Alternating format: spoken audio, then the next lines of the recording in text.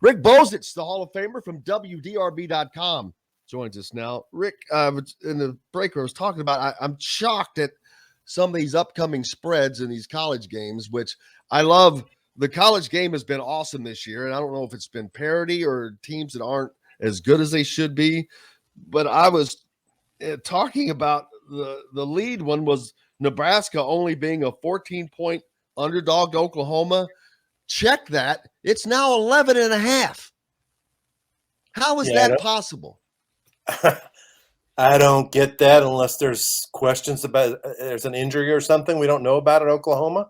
Did Oklahoma lose their entire starting offensive line? Yeah, I haven't followed Oklahoma close enough to know this year if they've been how good they've been. I know they've won. I don't even know who they've beaten, but I know that Nebraska isn't very good, and you never know if they're going to rally the troops just because Scott Frost is gone and who's going to rally them. But that surprises me that it's gone in that direction. Well, I can promise you, I will put a bet on that today just to get those points. Period. As bad as they've been, they've not lost a game by more than 9 points in who have they 2 played? Years. Ohio State, Michigan. I'm sorry. I thought you were going to talk about this season. No. They've lost like whatever their last 10 or 11 games have all been by 9 points or less. So my guess is that's why that spread is not higher. So I mean, I don't know what it's going to look like this week because of the change, but that's why it's to me such a low spread.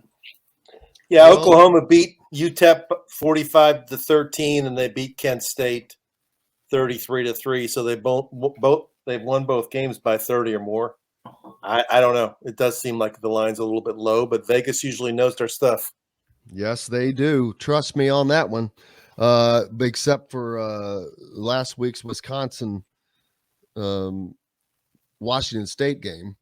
That was a shocker. Boy, was it.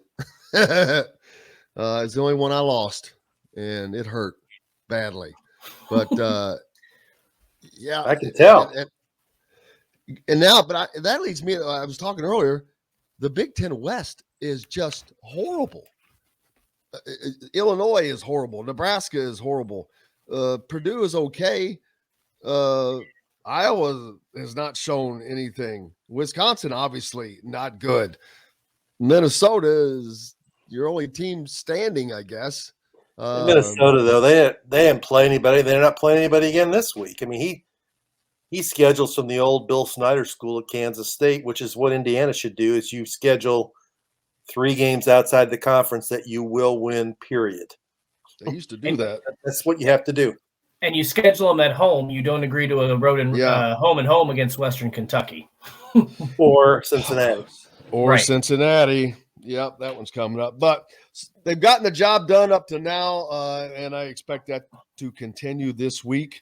But this is Western Kentucky, who has always been a fun team to watch. I don't know if they have the same panache this year, but what are you expecting from after these first 2 weeks from these two teams, Rick? Yeah, I mean, Western's well coached by Ty Helton. He's been there. He was part of Brom's staff. He knows the whole deal down there. But they're not the offensive dynamo they were last year. You look at their passing. Last year they were the best or second best passing team in the country. This year they're somewhere in the top 50. They're passing for like 150 or 160 fewer yards per game. I don't think they're as explosive as they were last year, but they're confident, and their Western Kentucky typically is a chip on their shoulder team where they always feel like, they're not getting any respect, and they're playing. They got Auburn later in the year. They look at Indiana and Auburn, the kind of teams that they can go in and that this is their Super Bowl. This is their chance to make their season. You go in there and beat a Big Ten team. That's a huge chip in the locker room. It's a huge chip in recruiting. So Indiana's going to have to play well to beat them. But I don't think Western they're not the team they were last year. The different quarterback, different offensive coordinator. One receiver, I think, has gone on to the NFL. The other one's playing at Penn State. They've got a whole bunch of different transfers in. The guy who came from like West Florida, which was D2, not even like FCS, D2. And he's good, but he's not as good as Bailey Zappi, who's actually, I think, still on the Patriots roster, the guy who was a quarterback last year.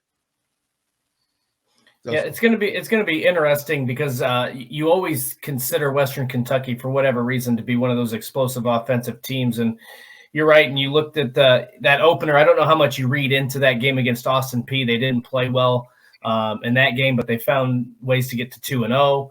I'm going to be really interested to see if Indiana's defense plays like it did against Illinois. I think Indiana can, I don't know about cruise to a victory, but have a comfortable win, because I think if you're able to force some turnovers, the offense to me shows that it's playing well enough to get out and build a lead. They did some things well in the second half of that game, but I'm going to be really interested to see what this defense does, especially I feel like Tom Allen's going to challenge that group after how poorly they played, especially late in the game, giving up 2 big touchdowns at the end of the game. He clearly was not happy about that. I think this team's going to be super focused. So it is going to be interesting, though, because Western Kentucky always seems like they put up a fight no matter who their coach is, who their players are. It's like Groundhog Day. You're always playing the same team, and it always looks like the same game when these two teams meet up. Yeah, and they have decent amount of speed. I mean, they have guys who can run. I mean, they're going to have to account for some of their receivers and not give up any big plays. And I agree with you,